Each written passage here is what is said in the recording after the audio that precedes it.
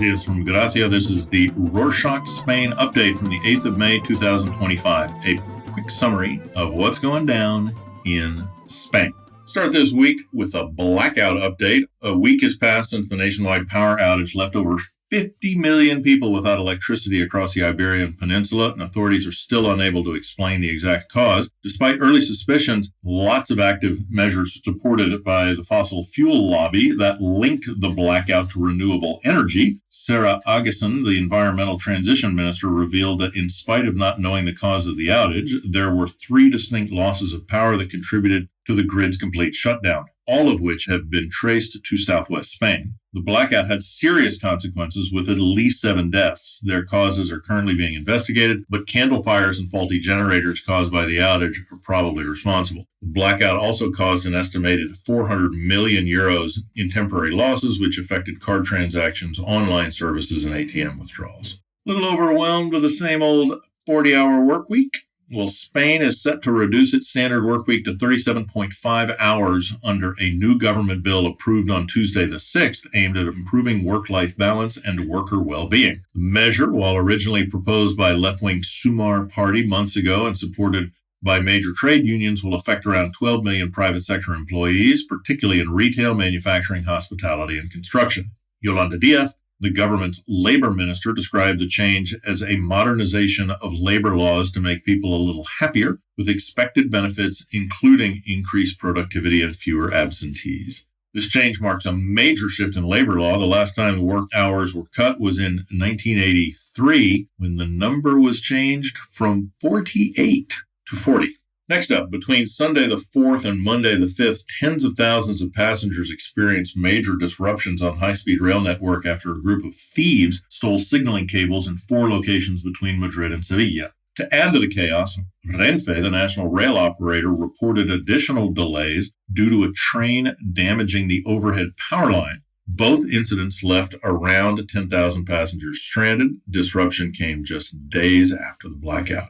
Some banking news. On Monday the 5th, Spain announced it would launch a public consultation on BBVA's proposed 13 billion euro acquisition of Banco Sabadell. Move aims to gather input from citizen groups and associations as the government evaluates the deal's impact on competition in the broader economy.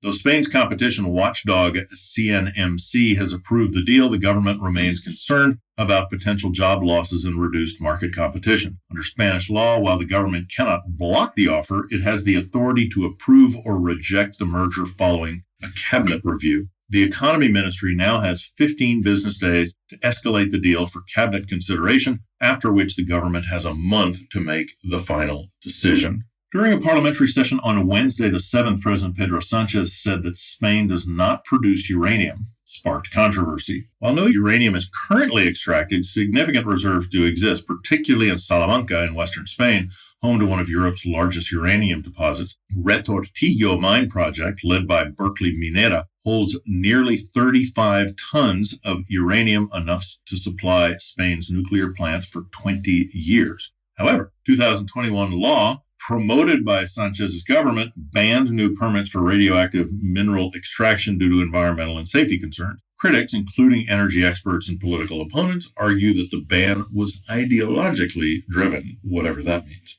Security news this week. Fernando Grande Marlaska, Spain's interior minister, visited the newly implemented smart border technology that was first brought in February at the Beniansar crossing in Melilla, an autonomous Spanish city surrounded by Morocco and the Mediterranean coast. It was Grande Marlaska's first visit to Melilla since April 2023, following 2022 migrant crossing attempt that left over 20 dead and nearly 150 injured. This advanced system uses biometric surveillance to automate border checks with the hope of improving security, combating identity fraud, and detecting overstays. The initiative is part of a broader effort to modernize and secure the EU's external borders. Over the past year, more than 4 million people and 760,000 vehicles have passed through this checkpoint. Keeping up with the digital world, the European Commission has taken legal action against 5 countries, including Spain, for failing to fully implement the Digital Services Act, or DSA, which aims to protect users from illegal online content and products. DSA was passed in February 2024 and requires EU member states to appoint and empower national regulators to enforce its rules. The European Commission has launched several investigations into major platforms like Twitter, TikTok, and Meta for potential DSA breaches, though none have concluded yet. This failure to comply may result in Spain being dealt a hefty fine.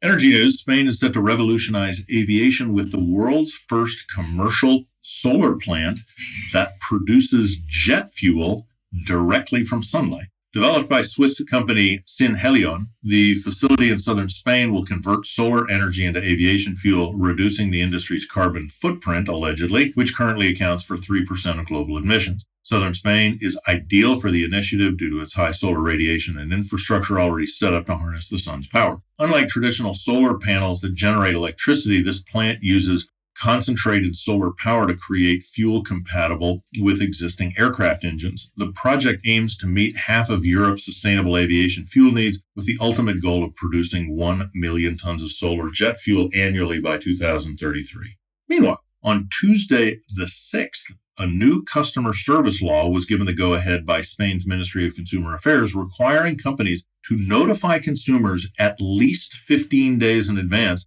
before the automatic renewal of subscriptions, such as those for streaming services, magazines, or gyms. This measure aims to prevent unwanted charges and encourages more conscious consumer decisions by allowing time to cancel unwanted payments. The regulation is part of a broader reform to improve customer experiences, which also includes limits on hold and waiting times on phone calls. On Monday the 5th, José Manuel Alvarez, Spain's foreign minister, said that substantial progress has been made in negotiating Gibraltar's post-Brexit relationship with the EU. Speaking to the Senate Foreign Affairs Committee, he highlighted advancements in key areas such as mobility and taxation, while emphasizing that Spain remains committed to securing an agreement without compromising its sovereignty claims over Gibraltar. However, in response, the Partido Popular, of course, criticized the lack of transparency and tangible outcomes, noting that negotiations have dragged on since Brexit was announced in 2016 and officially sanctioned in 2020. While negotiations reportedly seem to be getting close to a solid outcome, nothing is set in stone just yet.